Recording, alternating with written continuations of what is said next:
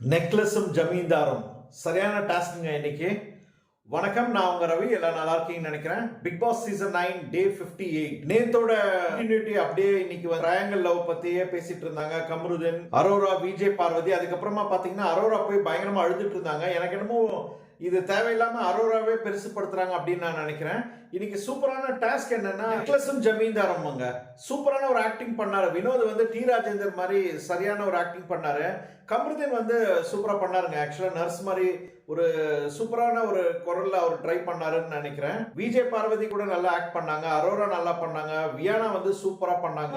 Kamal Haasan sir மாதிரி அபிராமின்னு சொல்லி ஷபரி கொஞ்சம் ட்ரை பண்ணாரு. பிரஜின் கூட ஒரு மாதிரி ட்ரை பண்ணாருங்க. பட் அந்த அளவுக்கு எடுபடல. சாண்ட்ரா ஒரு மாதிரி ட்ரை பண்ணாங்க, ஒரு ஃபாரினர் ரேஞ்சில். அதுவும் அந்த அளவுக்கு எடுபடல. சரோஜா தேவி மாதிரி கனி திரு ட்ரை பண்ணாங்க. அது வந்து ஓவர் ஆக்டிங்கா இருந்தது. இவங்களும் குலுங்கி கொஞ்சம் பேசினாங்க. அதுக்கு பிக் பாஸ் வந்து பின்னாடி கொஞ்சம் அவரும் கொஞ்சம் டைமிங்கா ஒரு காமெடி பண்ணதெல்லாம் வந்து பாக்குறதுக்கு நல்லா இருந்தது.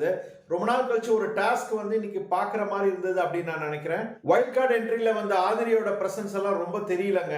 சுபிக்ஷா கூட நல்லா பிளே பண்றாங்க. இந்த சீசன்லயே பாத்தீங்கன்னா ரொம்ப சண்டை போடாம டாஸ்க் எல்லாம் ஒழுங்கா பண்ணிட்டு பயங்கரமா ஒரு செலிபிரிட்டி இல்லாம ரொம்ப நாள் 58 டேஸ் வரைக்கும் ஓட்டியிருக்காங்க சுபிக்ஷான்னா. அதை நம்ம வந்து பாராட்டியே ஆகணுங்க.